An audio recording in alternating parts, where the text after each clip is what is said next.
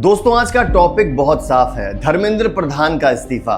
बहुत लोग चिल्ला रहे हैं कि मंत्री हार गए, सरकार झुक गई, लेकिन असल कहानी कुछ और ही है। यह इस्तीफा हार नहीं है दोस्तों, बीजेपी की रणनीतिक जीत है।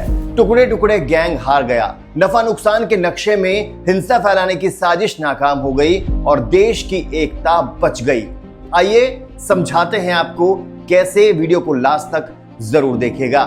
सबसे पहले क्या हुआ है असल में जान लीजिए। 25 जुलाई 2026 को केंद्रीय शिक्षा मंत्री धर्मेंद्र प्रधान ने प्रधानमंत्री को इस्तीफा सौंप दिया। कारण साफ है, नीट यूजी 2026 पेपर लीक और परीक्षा व्यवस्था में अनियमितता।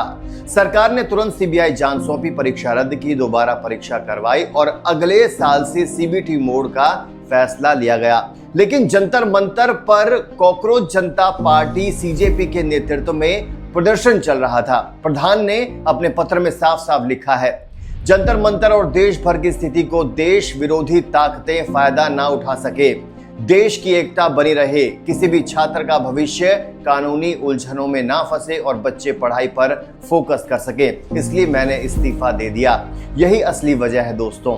अब ये इस्तीफा क्यों जीत है बीजेपी के लिए, देश के लिए? व्यक्तिगत प्रतिष्ठा से ऊपर राष्ट्र है। धर्मेंद्र प्रधान ने खुद कहा कि यह व्यक्तिगत इज्जत का मामला कतई नहीं है। युवा शक्ति को भ्रम के जाल में फंसने से बचाना जरूरी था। देश विरोधी ताकतों को मौका नहीं मिलेगा। इस्तीफे में बार बार एंटी नेशनल फोर्सेस का जिक्र है। अगर इस्तीफा ना देते तो जंतर मंतर की भीड़ को हिंसा, अराजकता और सरकार विरोधी नैरेटिव में बदलने की कोशिश चल रही थी।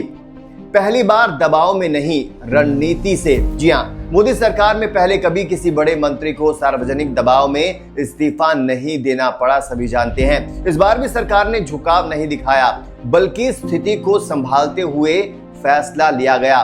छात्रों के भविष्य की बात की गई, परीक्षा रद्द, दोबारा परीक्षा, सीबीटी मोड, ये सब पहले से हो चुका था दोस्तों। इस्तीफा सिर्फ उस नैरेटिव को तोड़ने के लिए था जो छात्रों को सड़क पर फंसाए रखना चाहता था। दोस्तों, टुकड़े टुकड़े गैंग और हिंसा की साजिश कैसे नाकाम हो गई, अब ध्यान से सुनिए। प्रदर्शन शुरू हुआ परीक्षा अनियमितता पर, लेकिन धीरे धीरे इसमें विपक्षी दल, कुछ एनजीओ और युवा आंदोलन का रूप दे दिया गया। जंतर मंतर पर शांतिपूर्ण प्रदर्शन का दावा किया जा रहा था, लेकिन पुलिस पर हमले हुए, अफवाहें फैलाई गई और सरकार गिराने वाले नारे भी लगाए गए। कुछ लोग इसे 2020-21 वाले आंदोलनों की तरह लंबा खींचना चाहते थे ताकि हिंसा भड़के, मीडिया में मजबूत सरकार की छवि टूटे। लेकिन प्रधान के इस्तीफे के साथ ही मेन मांगे पूरी हो गई। भीड़ में उत्साह तो आया, लेकिन और मांगे और दबाव का खेल अब कमजोर पड़ गया है। नतीजा क्या हुआ? हिंसा फैलाने की साजिश अधूरी रह गई। देश विरोधी तत्व जो छात्रों को ढाल बनाकर अपना एजेंडा चलाना चाहते थे, वो हार गए। यही तो टुकड़े टुकड़े गैंग की हार है दोस्तों। वो एकता तोड़ना चाहते थे, लेकिन सरकार ने एकता बचा ली। अब बीजेपी की असली रणनीति क्या है, ध्यान से सुनिएगा। परीक्षा सुधार पहले से ही चल रहे थे। इस्तीफा देकर सरकार ने यह साबित किया कि वो छात्रों की भावनाओं का सम्मान करती है, लेकिन दबाव में कभी नहीं झुकती। अब अगला कदम सख्त एंटी पेपर लीक कानून, फास्ट ट्रैक कोर्ट और परीक्षा व्यवस्था को और मजबूत बनाना। विपक्ष और कुछ समूह इसे हार बता रहे हैं दोस्तों, लेकिन असल में ये राजनीतिक परिपक्वता है। एक मंत्री की कुर्सी से देश की एकता और युवाओं का भविष्य ज्यादा इंपॉर्टेंट है, महत्वपूर्ण है। धर्मेंद्र प्रधान 40 साल से शिक्षा और छात्रों के लिए काम कर रहे हैं। उन्होंने खुद जिम्मेदारी ली और पीछे वो नहीं हटे। ये कमजोरी नहीं है, मजबूती दिखाता है।